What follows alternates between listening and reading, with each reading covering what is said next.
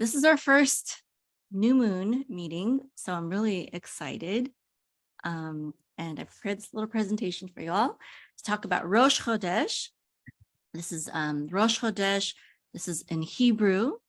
Now the word Rosh right here, Rosh literally means head, but it's how we say beginning, like Rosh Hashanah, beginning of the year, head of the year, right? And Hodesh, even though when we say Rosh Hodesh, when we translate it, we say new moon. Hodesh actually means new or renewed. So it's the head or the beginning renewed.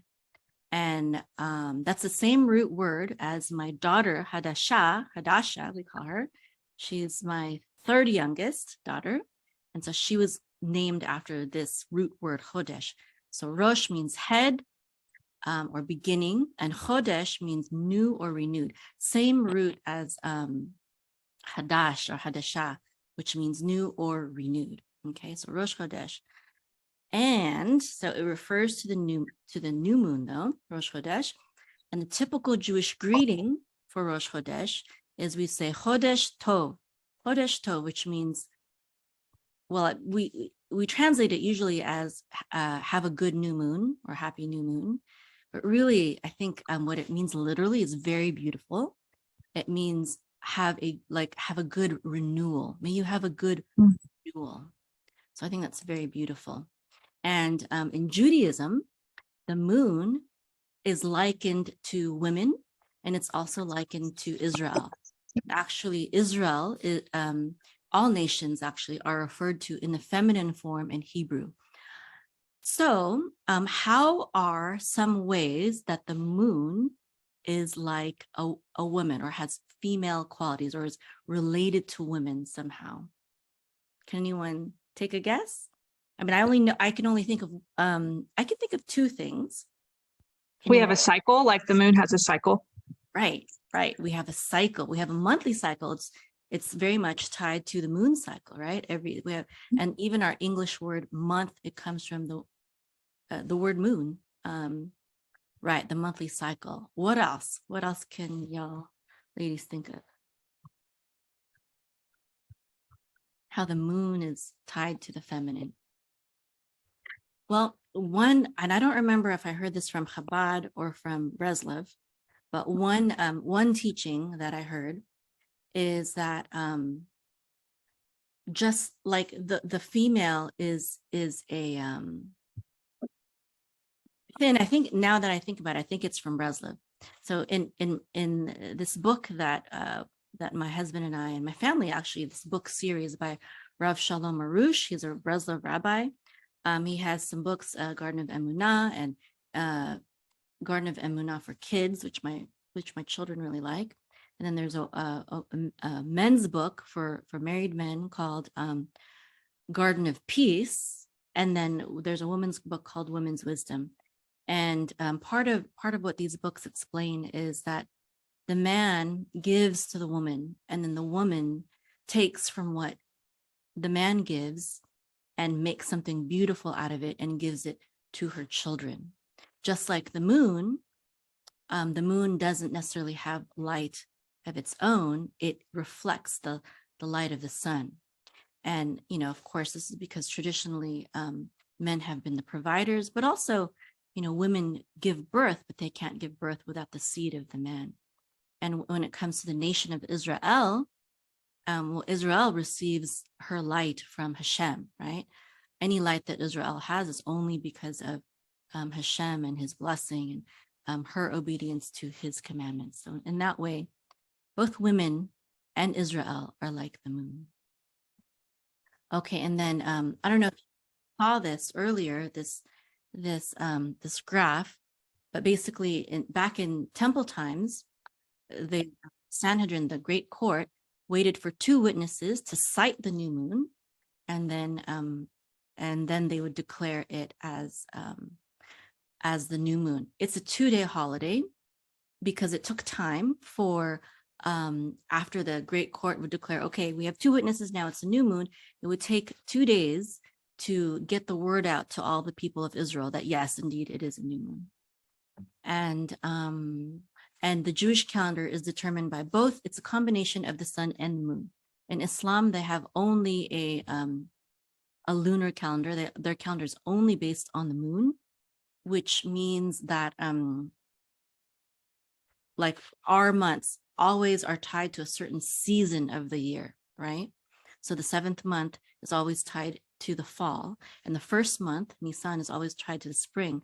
But in Islam, for example, their first month can be any month of the year, any season of the year, because it's not anchored by the sun. Whereas, and I believe the Gregorian calendar only goes by the sun. So ours is a combination of sun and moon, which I like to think of that as our view of God is he's not only masculine, but he has both masculine and feminine properties. And these two, masculine and feminine, ground us. We're not too much on the masculine or too much on the feminine. Okay, and then because many of us here are new to Judaism, I thought it might be a good time to review the calendar a little bit. Right now, we are in the month of Shevat, and Shevat usually happens between January and February. Okay, Kislev is when we have Hanukkah, and Tevet is like a recuperation month, and we recover from all the crazy 8 nights of partying. And then in the month of Shevat, we have the holiday called Tu B'Shvat. Next is Purim and Adar. And then we have Pesach, Passover, in the month of Nisan, which happens around March, April. And then we have Lag BaOmer and Yom HaAtzmaut, which is the Israeli Independence Day, in the month of Iyar. In the month of Sivan, we have Shavuot, the giving of the commandments. We eat dairy to celebrate that, and sweets. And then we have the month of Tammuz. And then we have the month of Av and the month of Elul. Elul is the month right before Tishrei, which is the 7th month. And Tishrei is when we have Rosh Hashanah, Sukkot, Yom Kippur, and Simchat Torah. And then we have the month of Heshvan, which is tied to the story of Noah's Ark. And then we have Kislev again, which is again Hanukkah, which we first talked about. Okay, so it's customary. There's many customs, but it's one of the things that it's customary to do is for women to get together on Rosh Hodesh and eat special foods, not do too much work, and study Torah together, which is what we're doing right now, right? So this week's Torah portion is Bo, which means come, and it's from Exodus. And it's this verse right here is from chapter 11, verse 4. And Moshe says in Bo 11:4, it says, Moshe said, so says God, around midnight, I'm going out in the midst of Egypt. Now, Rebbe Nachman explains regarding this verse, especially where the part where it says around midnight, okay? Rebbe Nachman says, all seems blackest at midnight, yet it is precisely then that redemption and salvation began. Around midnight indicates that it is very difficult to know exactly when salvation will come because it's very dark, right? So one of the darkest times. But we must know that it lies waiting to spring at the darkest moment. This teaching also applies to the new moon, Rebbe Nachman says. It is difficult to know exactly when the new moon appears. Moses himself did not understand what a new moon looked like until God showed it to him. So what I like about this teaching is that it shows us that in the darkest times of our lives, that we should hope for salvation and trust that, if we are walking with God, that salvation is near. It can come at any time, and to wait for that salvation. Did I already see? No. Okay. All seems blackest at midnight, yet it is precisely then that redemption and salvation began. Around midnight indicates, oh wait, did I already read that? No, I didn't, right? Okay. Around midnight indicates that it is very difficult to know exactly when salvation will come, but we must know that it lies waiting to spring at the darkest moment. That's how Rebbe Nachman puts it in his words. Here's another quote. It says, the new moon represents the smallest phase of the moon's cycle. Specifically at that time, the moon starts its new cycle. So too, even if a person is at his lowest level, or specifically because he is at his lowest level, he can still attain an incredible revelation of godliness to renew himself. This message is so important that it is the first mitzvah given to the Jews as a nation. So the first mitzvah it's talking about is when he says, to count the new moon. When Hashem tells Moshe to recognize the new moon, and acknowledge it. Okay, that's the first commandment that we received as a nation. Okay, the first commandment to mankind was to be fruitful and multiply, but as a nation, it was to sight the new moon and count it. So I think this might be a good time for us to think about and also maybe share, if anyone would like to, what they would like to find renewal in their lives at this time. And I'll start. I would very much, and I've been thinking about this like in the week prior, what I would really like is to renew my patience for my children. Because sometimes it gets very hard, and different things spring up in life, and sometimes we just need to ask God for renewal of patience. I'd like to invite you to visit my website at www.hebrewmime.com. That's HEBREWMAYIM.com. And you can click on the button to sign up for free Hebrew lessons to your email, delivered every week or so. Sometimes I miss a week. Sometimes I'll send more than one email for that week. So again, just visit my website, HebrewMime.com. And I also have special sections here. Not only can you sign up for free Hebrew lessons to your email, but you can also get my playlist to learn the Aleph Bet, even Aleph Bet with Elmo. And I also have a section on learning various Jewish prayers and blessings. I also have, you can see all of the Hebrew lessons from Genesis to Deuteronomy. And what else? Oh, I have a section on ancient Hebrew, learn how to pronounce the Hebrew letters in the ancient Hebrew pronunciation, the ancient Hebrew tongue.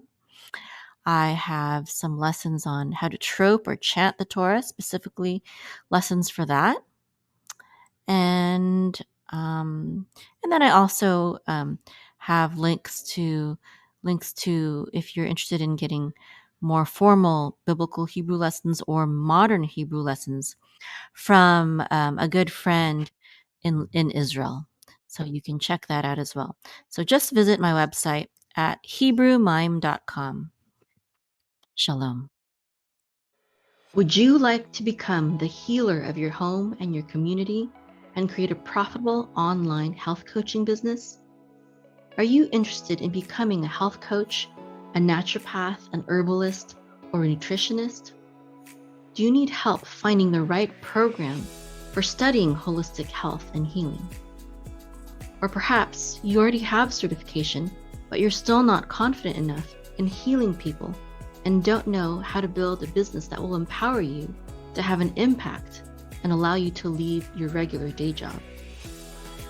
Are you ready to get a deep and comprehensive picture of holistic health and healing and learn from top healers in our day so that you can stop being stuck in a job or a career you don't have a passion for?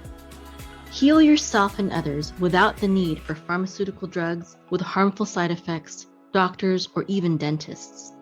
Become more knowledgeable about holistic health and healing than most medical doctors who have graduated from medical school without spending hundreds of thousands of dollars and years of time in expensive medical schools or programs. Build a health coaching business that will allow you to work from home and achieve time, location, and financial freedom. Aruka.com empowers people to become the healers of their home and their community. by equipping them with naturopathic herbalism, health coaching, and online business and marketing skills. My name is Maim.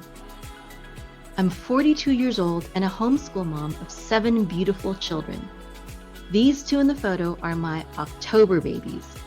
I became a naturopathic herbalist and health coach in order to take charge of my family's health when the modern medical system kept failing us. We were spending thousands of dollars on insurance and other medical expenses, but they did not have any answers for our health problems. Working from home has been such a blessing for us. I used to work at the NASA Ames Research Center as a computer scientist/engineer. But being able to have an online business has enabled me to surpass my income at NASA and to be there for my family, homeschool them, take care of them, watch them grow up every step of the way for 18 years now. I started Aruka.com in 2009 to help people become healthy and heal themselves. I've coached all sorts of people, and eventually even medical doctors and nurses started coming to me repeatedly for help for various health issues for themselves or their loved ones. I help people heal themselves of serious diseases such as cancer, heart disease, and high blood pressure, diabetes, as well as other common issues such as hormone imbalances, abnormal bleeding, migraines, eczema, kidney stones, gallstones, cataracts, and even urinary tract infection. Various people began asking me to start teaching what I know about holistic health and healing, including 2 medical doctors who have become very good friends of mine. When I realized that there was such a demand for the knowledge I have that even medical doctors were telling me to teach, I shifted the focus of Aruka.com, and now we teach people how to become confident healers through our naturopathic herbalist and health coach certification program. We help people become healers of their home and community and create profitable online health coaching businesses. If you're interested in becoming a holistic healer, please visit our website, Aruka.com, ARUKAH.com. Again, that's ARUKAH.com. Hope to see you there.